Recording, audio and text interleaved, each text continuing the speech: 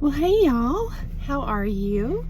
And on that note, how are you? Really, how are you? I think that sometimes when we go through really challenging experiences, especially with people that we eventually identify as narcissistic, and we've talked about it in my other videos. It's like you realize how alone you have been for some time, and then when you're trying to process and heal and bring bring yourself to a place of peace and safety. Being alone is part of that too. And sometimes I think it's just it's so meaningful, isn't it? And really special when there's someone who gets you and who genuinely wants to know how you are. You know what I mean? So feel free to share if you feel called in the comments. So I do care, and I appreciate you being here and walking this path with me. I just wanted to open by saying that, so thank you. So today, I don't feel the best. I'm just going to be honest with you. But I've kind of like that Jack Johnson song, which I love his music. It's I think it's the one called Banana Pancakes. I can't remember, but it's where he's talking about waking up slow. And that was what I did this morning. I woke up slow. I just took my time, and because I was able to. I got up early, I took care of what I needed to, and then I kind of went back to bed to allow myself to wake up slow, right? Because especially when we're sick and we just really need to give our bodies a chance to heal, rest is crucial, right? Isn't it? So I just encourage you to tune in and listen to what your body needs and to respond to that appropriately too, right? Okay, so for today's motivation, inspiration, I pulled a quote from this book, and I actually, the way they've got it organized here is they have multiple quotes by different people sectioned off together. So I had never heard of this person, but his name is Albert Schweitzer, and he was born in let's see if I can get it right, 1875 in Germany. And it was just a really short summary on his life, but just an incredible man based on what I've been able to read. He eventually received the Nobel Peace Prize, but he did missionary medical work and built I believe a hospital in Africa. And it was noted that he was a Christian and studied theology and a philosopher and into music and so many different things, and just really sounds like a very interesting person, who certainly lived with purpose. And so there's a quote of his, several of his are really interesting, but I wanted to share this one in particular because I thought this will be really interesting to break down with you all. And I enjoy doing this. I enjoy just taking a little mini vacation out of my day here and there, and just whether it's just looking at a work of art. I mentioned to you all before, I think that you can go on eBay and you can buy these little it's like collectible original art cards that people paint or draw, or make little illustrations, and they're like 2.5 by 3.5 or 2 by 3, something like that. It's been a long time, and I've got mine put up, so I can't remember the exact size, but they're called ACEO, right? Art cards. I can't remember, collectible, something original. But again, it's been a long time. But just to take a moment out and have something like that, you can just kind of focus on and get your mind on good things, and especially if you're finding yourself ruminating on things from the past that just bring you down energetically. It's like we need to have something to snap ourselves out of that, you know what I mean, and just get our minds back on the positive. And I think it's always just a wonderful thing anytime we can approach any kind of challenge or any topic or anything in life from a positive viewpoint, because we're doing that on purpose. We're making that choice to be an optimist. You know what I mean? He's even got a quote here on the next page about being an optimist. But But that's how I view these quotes too. They're just like a little mini vacay, you know, and who doesn't like that? So the quote I want to share today says, "As soon as man does not take his existence for granted, but beholds it as something unfathomably mysterious, thought begins." And I thought, that's really interesting. You know, it's like, I see the value in bits and pieces immediately of this quote, but then like the way it ended kind of was surprising to me. Like, so what's the point here? Is it that, you know, thought really, you know, isn't even happening if we're taking something for granted? And so it's just something I felt like we could do a deep dive on, you know, just a little mini deep dive, just to get the wheels turning and see if we have anything new pop up for us that gives us some new insights on anything. You know, that's always a good thing. But you know, when you take something for granted, you don't really invest any kind of thought energy on it, do you? It's kind of like it's like it's moved into in your mind this place of assumption that there's nothing further to discover there. It's kind of like when you're taking something for granted, it's kind of like it's just skimmed over, glossed over, and just, you know, tucked away somewhere in our mind. And again, there's no more energy invested there, even thought-wise. That was the first thing that came to my mind when I read that. And then I thought it was really interesting that he gave the opposite, I'm searching for my words today. I swear I feel like when you don't feel good physically, it translate over into your mind too. It's like when you're feeling sluggish because you're down and you're sick or whatever, it's like your mind reciprocates. It's like your mind is also sluggish and dragging. And so hopefully this will come together and be a good video, and hopefully I can post it.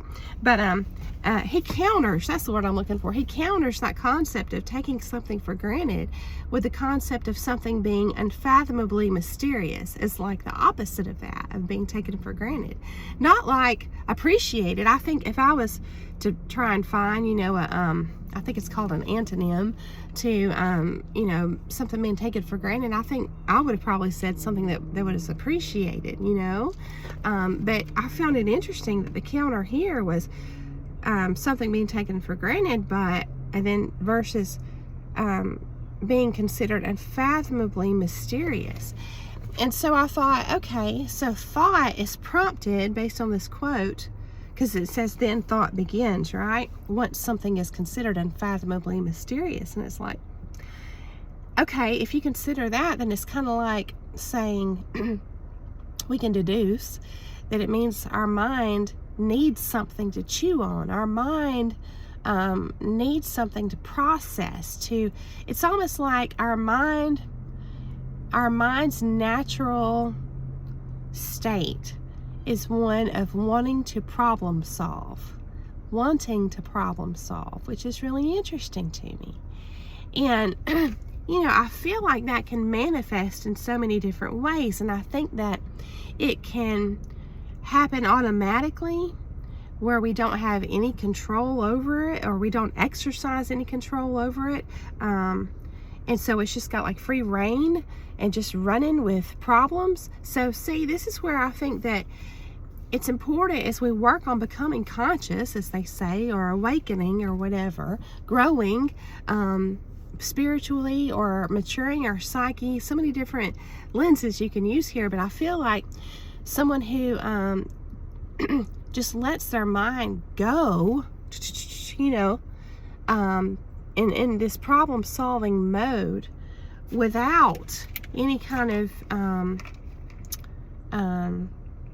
regulation, that's where it seems like someone may find themselves in a bad way, in that they are possibly focused on the bad all the time because their mind is in charge.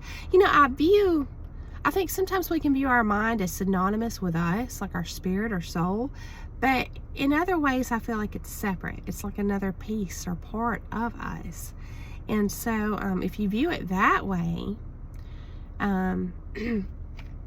And I have a really interesting story there, but I had not planned on time to share that today, maybe another time. But this is kind of how meditation works, see. Even if you're meditating by doing something, by like painting or whatever it is, it's like you're taking control then over your mind, and you're feeding your mind what it needs, which is something to do. Like you're keeping it busy. Just think of it like a little toddler, you know, and it needs something to do. And so if you give it a problem to solve or something to do, it can just get so absorbed in something. If it's something that doesn't require like a deeper critical type thinking, then it could just kind of get in this automatic state with whatever job you gave it to do, and that can actually free up this higher thinking within you that feels, from a first person perspective, it's like it feels like your spirit is now unbound from your mind, and you're able, it's almost like this dual nature, which is really interesting to experience. But it's something that you can experience when you're participating in something that brings about that meditative state, like painting, like an abstract painting that doesn't require, you know, trying to focus and you know, create this photorealism type outcome. I'm just talking about like just taking your brush and, you know, anything like that that can put you in that meditative state. So interesting. But you know, I mentioned the dual nature of you know, the mechanics inside of us, however you want to label those. I was reminded of a story in the book Women Who Run with the Wolves called Manawee.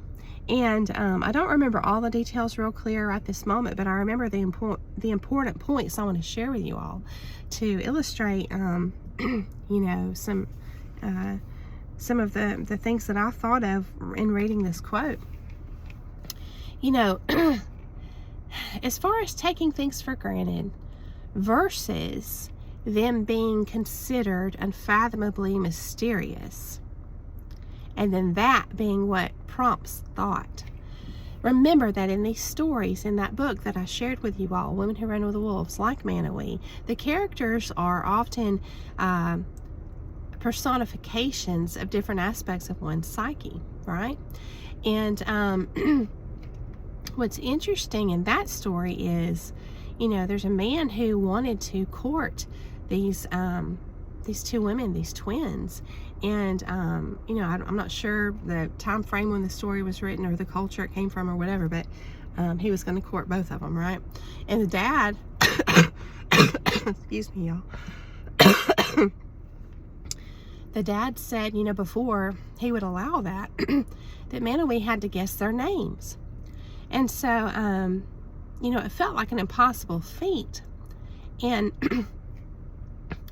and what you see illustrated throughout the story is that there's a little dog that goes back and forth between Manawee and the women who live in their little cabin, you know, or tent or whatever it is. The dog goes back and forth, trying to, you know, to listen in and through the walls and hear what their names are, and so that he can go back and report back to Manawee. And so the whole story is about the little dog going back and forth, but the dog gets distracted over and over and over and over. He'll hear the names and get really excited and turn around to go home and tell the names to Manawee, so that he can court the women. Or maybe he was already courting them and wanted to marry them. I don't remember. But the little dog would get distracted and then forget the names. And I feel like that's really in alignment here with what this quote is saying. Because in that story, what's illustrated is there's work that has to be done, right, before the man can court the women. Because, you know, the dad, you know, you might say, one perspective, you might look at it, you know, as is that the dad, you know, doesn't want just some random person just coming along and courting his daughters and not appreciating them. You know what I mean? But he expects someone to appreciate them, and so therefore he makes this man work to be able to court them. So if you think about it, how often do we find ourselves involved with a person, either in a relationship or in a friendship dynamic, and we find ourselves involved with this person, not because it was just a really well thought out thing where we spent a lot of time, observing this person, being really sure that we're, equal in our values and our core values, and that we're really all that compatible and complementary for one another, and we're willing to invest the time and energy to figure this out, and to also, especially if it's a relationship, invest the time and energy to build something of value. You see, it's kind of like, how often do we do that versus we just find ourselves, in a relationship or friendship with someone, and maybe it was just kind of like it happened, we just met them and we shared similar friends, or somebody we worked with, or whatever it was. You might even say it might have just been not consciously a thing of convenience, but ultimately a thing of convenience, or something like that. No, in other words, there wasn't so much intention involved, careful planning, and just a thing of intention. And so I think that and it's sad because when I look back, I have a lot of interest in old customs, and not so much rituals, because I kind of view those like in the shamanic department, and I don't really know a lot about all that. I read a little bit about it. It's pretty interesting how it's supposed to help the psyche, and hack and get into parts of one's psyche if you're reaching out to a shaman for help, and then they're able to get in there and help you in ways that other people can't. That's really interesting. But I'm talking about, like, I feel like especially back, I don't know how long ago, but throughout history, there's just been different cultures who have understood the need for customs to where the youth within a tribe were counseled and taught very intentionally and carefully by the elders on important life lessons that if you compare that or contrast that today with the way modern society is, it's not so much that way anymore. We're kind of just, I liken it to feeling our way through the dark. And I mean, that certainly doesn't hearken to a life of wisdom by any means. It's kind of like just chance, like a life of chance. And I think that part of what comes from that, a result from living that way and normalizing it and thinking that's just the way life is, because we've lost touch with all these older customs and higher wisdom, I would say. We've lost touch with that, and what's happened is I think we take things more for granted now, just in general. Everything. I think we tend to unconsciously take things for granted on the regular. And when you go through experiences that shake you awake, that surprise you and teach you, that you thought you were awake, but really you were, heavily asleep or whatever it was, that's the stage in your life when you start reevaluating everything. It's just a natural result from going through those things, and rightfully so. And so that's also the time when we can realize how much in the past maybe we have taken for granted, and how we don't want to do that anymore. We want to live our life with purpose. We want to make a conscious choice to view even dark or hard things through the lens of optimism, or through the spiritual lens through faith, understanding that if you zoom out, maybe everything works together for the good, like the Bible verse says or indicates. That's certainly not condoning evil or bad, but it's just trying to understand that I don't want to make a quick assumption on anything. Just like Manawee. Again, if you view the characters as aspects within one's own psyche, and the lesson, therefore, being related to like an individual's psychological maturation process, then it's like, okay, this makes sense, But I find it interesting. This to me is just a big clue. It's a big key that instead of thinking of the opposite of taking something for granted as appreciating it, it's kind of like this tells you how to appreciate it, because you're not going to invest even thought energy into something that you don't appreciate. You're not going to, that you take for granted. So there has to be like something that makes you appreciate it. So this just takes that a step deeper, not countering taking something for granted with appreciation, but telling you even furthermore what it means to appreciate something. And so that story, Manawee, just perfectly illustrates that. I feel like the dad was like, well, if you're gonna court my daughters, you need to appreciate them, and you're not going to appreciate them unless you work for the opportunity to court them. That in itself makes you appreciate. It's kind of like there was an episode of Bluey I saw recently with my daughter, and the dad was trying to teach the two daughters, Bluey and Bingo, that you appreciate something a whole lot more if you work for it, because they wanted ice cream. And he was like, hey kids, money doesn't grow on trees. They're like, yeah, it does. You just go to the ATM, you punch some numbers, and the money shoots out. He's like, no, there's a whole lot more to it than that. That's what he tells them. So he's like, I tell you what, I will take you for ice cream. Come on, let's go. And they were really excited. And he stands up off the couch, and he just says, oh, just one thing before we go. And he just kind of pretends like his nose is a button. He goes, boop, and he falls on the floor, and he says, ragdoll.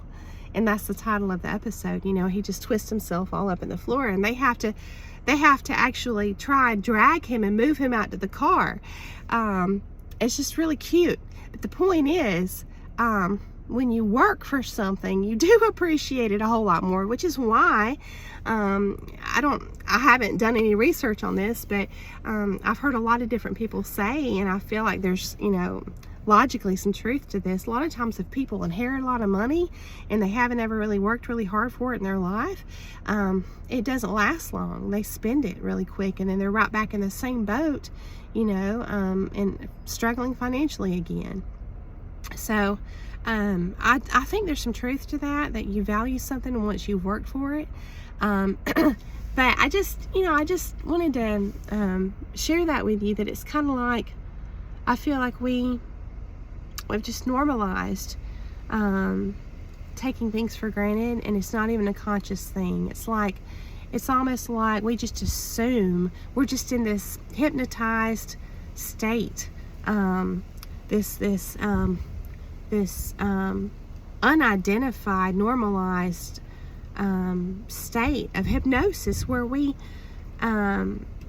just are living via assumption that things will always be a certain way, or that they'll always be readily available, and that we won't have to work for it, or which is, again, I think there's a lot of danger in letting some of the old ways die that aren't passed down through the generations, like knowing how to make soap from scratch, or knowing how to garden and grow your own food and things like that. I mean, we're just so comfortable nowadays, and it's a blessing, but it's like, do we really want to just get comfortable and make the assumption that we'll never have to work hands-on for that kind of stuff? Because I think when you do something hands-on yourself, it just brings another, like I was mentioning my homemade biscuit.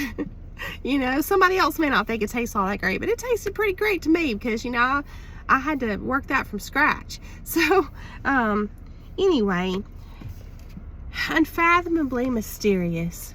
I think as long as we are willing to operate, which I talk about a lot on my channel, from humility, it's essentially saying, what, there's more to learn, there's more to find out. I'm going to remain in a state of curiosity, and that's going to keep me from taking something for granted, because I assume that I've already got it all figured out. And that can be with regards to a hobby that you do, And it also can be in regards to a person that you know, that you say you value, and care for.